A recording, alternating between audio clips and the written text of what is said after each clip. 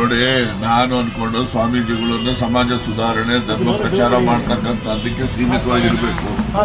ರಾಜಕಾರಣದ ವಿಷಯದಲ್ಲಿ ಯಾರು ಕೂಡ ಯಾವುದೇ ಸ್ವಾಮೀಜಿಗಳಾಗ್ಲಿ, ರಾಜಕಾರಣ ಎಲ್ಲ ಪಕ್ಷದಲ್ಲೂ ಇರ್ತಾರೆ, ಅವ್ರಿಗೆ ಬೇಕಿರೋರು ಬೇಡವಾದವರು. ಆದ್ರೆ ರಾಜಕಾರಣದ ವಿಷಯದಲ್ಲಿ ಅವರು ಮಧ್ಯಪ್ರವೇಶ ಮಾಡ್ತಕ್ಕಂಥದ್ದು ಸೂಕ್ತ ಅಲ್ಲ ಅಂತ ಹೇಳಿ ನಾನು ಭಾವಿಸ್ತೇನೆ. ಸರ್, ನೀವು ಬಹಿರಂಗವಾಗಿ ಮಾತನಾಡಿದಾಗ ಸಾಕಷ್ಟು ಆಕ್ರೋಶ ವ್ಯಕ್ತಪಡಿಸಿದ್ರು. ಈಗ ಅವ್ರ ಟೀಮಲ್ಲಿ ಎಲ್ಲ ಬಹಿರಂಗವಾಗಿ ಹೇಳಿಕೆಗಳನ್ನು ಕೊಡ್ತಾ ಇದ್ದಾರೆ ಸರ್. ಅವಾಗೆಲ್ಲ ಮಾತನಾಡಿದ್ರು ಸರ್, ಈಗ ಅವ್ರು ನೋಟಿಸ್ ಕೊಟ್ಟ ಮೇಲೆ ಮಾತಾಡ್ತಾ ಇದ್ದಾರೆ. ನೋಡಿ, ಒಂದ್ ಹೇಳ್ತೀನಿ ಕೇಳಿ. ಕಾಂಗ್ರೆಸ್ ಪಕ್ಷದಲ್ಲಿ ನೋಟಿಸ್ ಕೊಡೋದು, ಉತ್ತರ ಕೊಡೋದು ಇವೆಲ್ಲ ಇದ್ದೇ ಇದ್ದಂತಾದ್ದೆ, ಗೊತ್ತಾಯ್ತಾ?